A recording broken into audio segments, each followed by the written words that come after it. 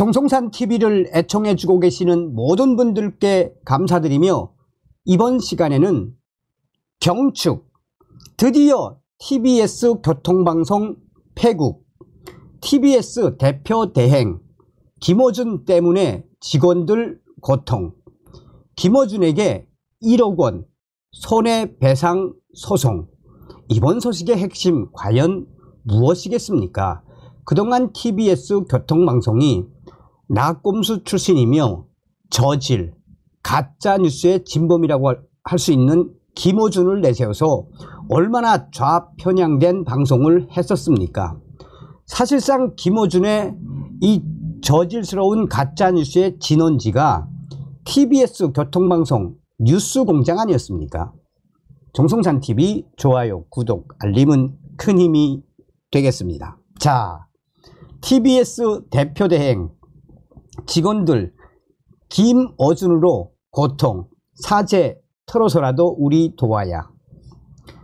6월 1일부터 서울시의 지원이 끊긴 TBS가 9월부터 인건비조차 없는 상황을 맞이한 가운데 이성구 TBS 대표대행이 기자회견을 열고 서울특별시 의회 의장에게 20억 원 지원을 호소했습니다.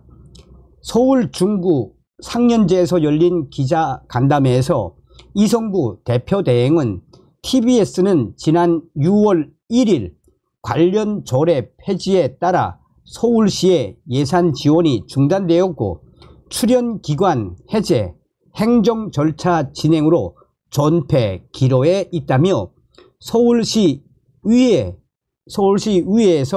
최소한의 지원을 부탁드리고 서울시가 이러한 고민을 함께 해 주시길 부탁드린다라고 했습니다.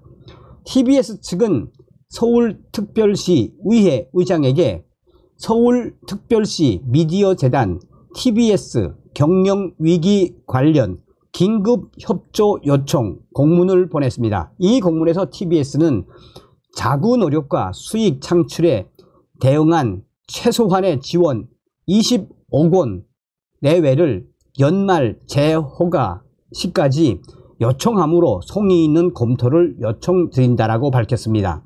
공문에는 지난 5일 전 직원 간담회에서 이성구 대표대행의 9월 내에 전 직원 해고 및 폐업에 대한 안내 고지가 있었다는 점, 서울시 지원이 끊긴 TBS가 6월 1일 이후부터 3개월간 급여 이연 지급 및 무급 휴가 등으로 다수의 직원들이 임금 삭감을 감수하고 있음에도 8월 이후 자녀 예산 부재가 예상된다는 점도 포함이 됐습니다. 이날 이성구 대표대행은 기자간담회에서 자신이 취임한 5월 7일 이후 공공기관 및 업계 단체와의 MOU를 통한 수익 다각화 활로 모색, 방송 편성 개편을 통해 소상공인과 소비자 관련 경제, 금융 정보를 확대해 다양한 협찬을 통해 수익 창출 노력, 시민 기자실 신설, 인력 운영 최소화, 예산 절감 등 긴축 경영, 2023년부터 직원 조기 희망퇴직 및 자발적 퇴직으로 360명에서 250명으로 감축 등을 해왔다고 밝혔습니다. 이성구 대표대행은 6월부터는 무급 휴가제 및 급여 이연을 통한 약 25%의 인건비를 절감했고 업무 추진비 0원으로 고통 분담을 하고 있으며 8월 중 추가 비용 절감을 추진할 예정이라며 저는 급여도 받지 않습니다. 또한 TBS에 출연하시는 출연자 분들께도 교통비 정도만 드리는데 이 자리를 빌어 감사의 말씀을 올립니다 라고 말했습니다. 그러면서 서울시와 함께 재단의 지배 구조를 전환하여 민간 투자자를 구하는 노력을 하고 있으며 TBS의 운영을 하실 기업, 단체, 개인 등의 적극적인 참여를 부탁드린다라고 말했습니다. 이성구 대표 대행 TBS 최대 위기에 김어준이 만들어낸 불행한 유산. 이성구 대표 대행은 이런 호소와 함께 TBS에서 뉴스 공장을 진행했던 김어준 씨에 대한 책임을 묻겠다고도 밝혔습니다. 이 대표 대행은 TBS가 현재와 같은 충격적인 위기에 처한 것은 김어준 때문에 김어준이 만들어낸 불행한 유산이라고 강하게 질타를 했습니다. 그러면서 TBS를 많은 사람들에게 알리는 등 기여한 면이 있을지 모르지만 김어준 그의 부채 때문에 이 생고생을 하고 있다며 현재 방송사에 남아있는 분들이 김어준 때문에 억울해하고 불행해하는 분들이 많다라고 밝혔습니다. 그러면서 이 대표 대행은 서울시의회에서 TBS 너희 과거에 잘못했잖아 라고 책임을 물으시는데 책임을 물을 자에게 물어야 하고 책임이 없는 대다수의 직원들에게 피해를 주고 있는 면이 있다며 이 방송을 폐국하는 것은 단지 폐국을 통해 과거의 잘못을 씻어낸다는 의미가 아니라 시민의 자산을 훼손하는 일이라고 밝혔습니다. 그러면서 이 질의응답에서는 김어준에 대한 책임을 어떤 방식으로 물을지에 대한 질문이 나오기도 했습니다. 이에 대해 이 대표 대행은 김어준 씨는 과거 TBS에서 진행했던 뉴스 공장이라는 유사한 브랜드를 외부에서 진행하면서 상당한 수익을 올리고 있다며 이에 대한 상표권 문제가 가장 크고 편파성에 대해서도 우리가 책임을 추궁할 것이 있다면 추궁하겠다고 말했습니다.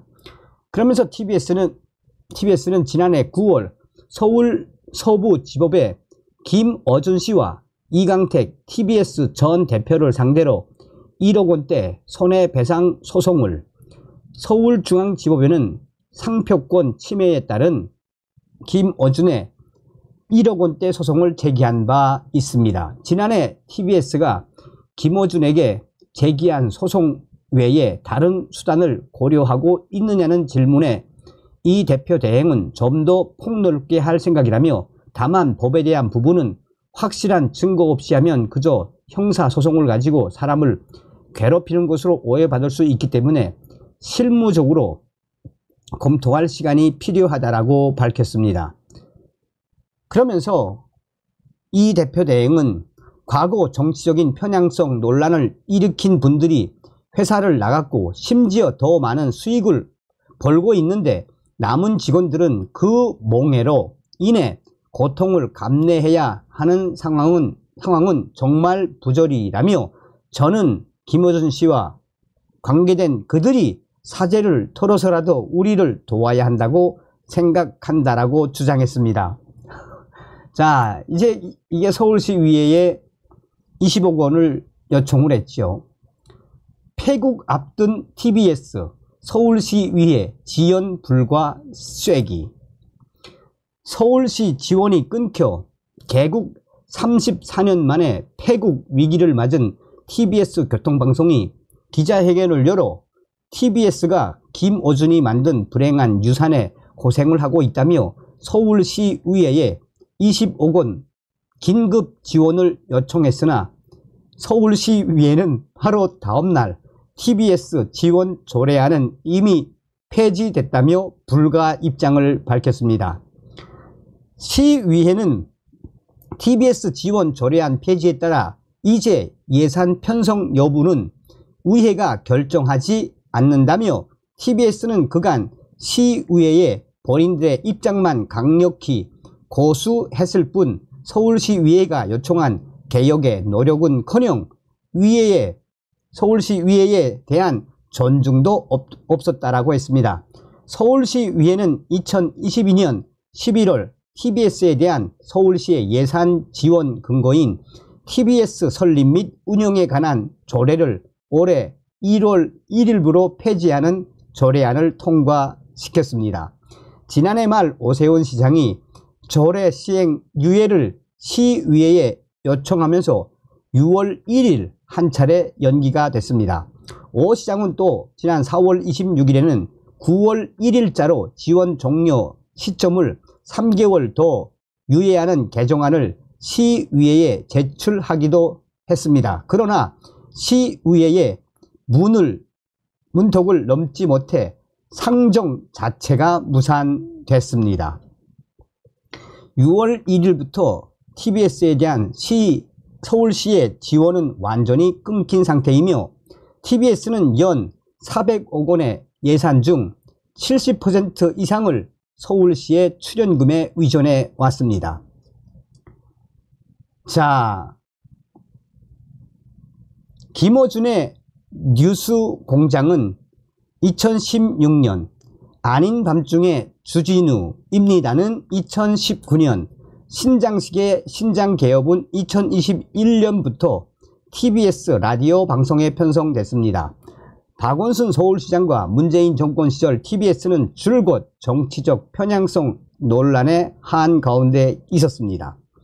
2022년 서울시장이 오세훈 시장으로 서울시의회가 국민의힘 우세로 바뀌면서 TBS는 2022년 대대적 개편에 나섰습니다. 오세훈 시장보다는 서울시의회가 TBS 지원 중단에 적극 나서면서 민영화와 상업 광고 등 모두가 현실적으로 어려운 TBS는 결국 폐국 수순을 밟게 됐습니다. 자, 여기에 이제 기사의 댓글에 경축 자업자득이다. 아유, 김어준 네가 물어내라.